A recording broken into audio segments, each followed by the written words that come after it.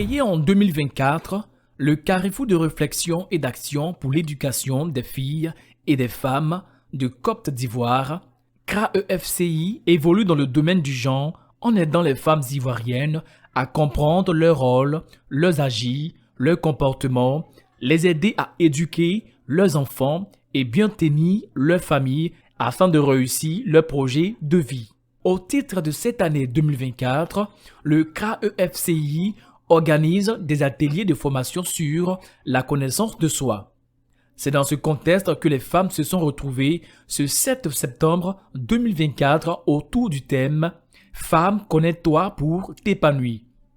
Madame Tano Florence, expert en genre et développement, présidente de cette ONG, donne des précisions. On a voulu accompagner les femmes pour qu'elles comprennent que ce n'est pas seulement la beauté qui doit être regardée sur votre corps, mais qu'est-ce qu'il apporte comme bonheur aux autres, c'est-à-dire au plan culturel, éducatif.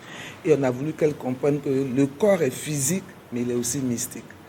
Et donc, il est aussi spirituel, je veux dire. Il a un pouvoir spirituel, un pouvoir. Donc, c'est ce qu'on a expliqué aux femmes pour qu'elles puissent au moins oublier tous ces maquillages, si je peux m'exprimer ainsi, qu'on entoure à notre corps et puis reconnaître ses vraies valeurs.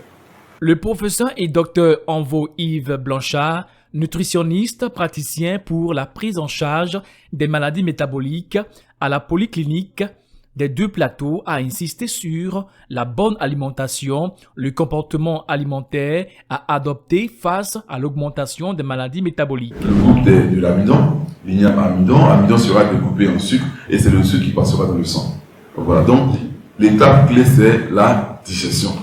Lorsqu'on parle par exemple de protéines, on dira nous prenons la viande, nous mangeons la viande et la viande est digérée et ce sont les acides aminés qui passent dans le sang. Donc ce que nous mangeons comme aliment, le résultat ce sont les nutriments. Donc l'aliment c'est le gras et les nutriments c'est les parties infinitésimales qui passent dans le sang.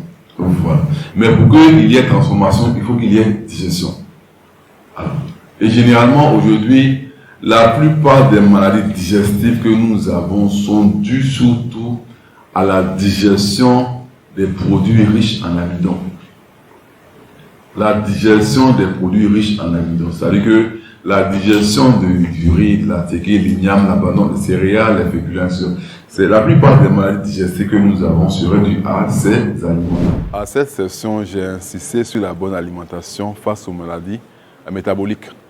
Donc j'ai insisté sur la bonne alimentation, le comportement alimentaire à adopter face à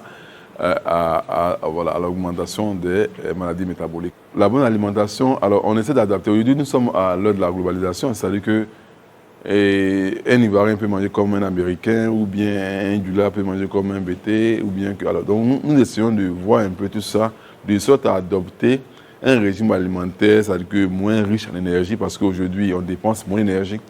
Autant avant, les parents consommaient beaucoup d'énergie parce qu'il y avait beaucoup de travaux mécaniques, mais aujourd'hui, voilà, de vous-même, si on vous demande de marcher pour aller d'ici et au Carrefour La Vie, bien sûr, vous prenez une voiture. Donc, si on dépense moins d'énergie, alors faisons rentrer moins d'énergie.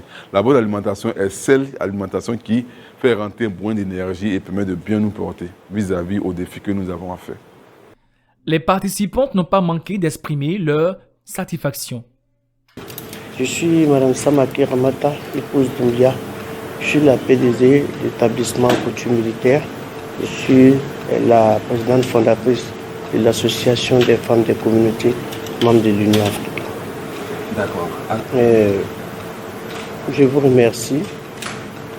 Je remercie Mme Tano de nous avoir appelés de venir se faire former. Il ne s'agit pas d'être commerçant et puis tu te sens bien. Mais nous sommes venus aujourd'hui, on a appris comment se prendre et puis comment améliorer sa santé. C'est très important. Pour mieux vivre, il faut avoir la santé. Nelly Wasseno, deuxième adjoint au maire de Cocody. Je dirais que, comme on le sait, le maire Jean-Marc Cassé est très attaché avec son conseil à tout ce qui est épanouissement des populations, en particulier des femmes, vu la place capitale que la femme a dans la famille. Et donc, c'est avec plaisir qu'on s'est inscrit à cet atelier pour pouvoir profiter des formations et pouvoir aider nos populations, particulièrement les femmes, à mieux s'épanouir. Notons qu'il s'agit de 4 ateliers qui seront sanctionnés d'une attestation de formation.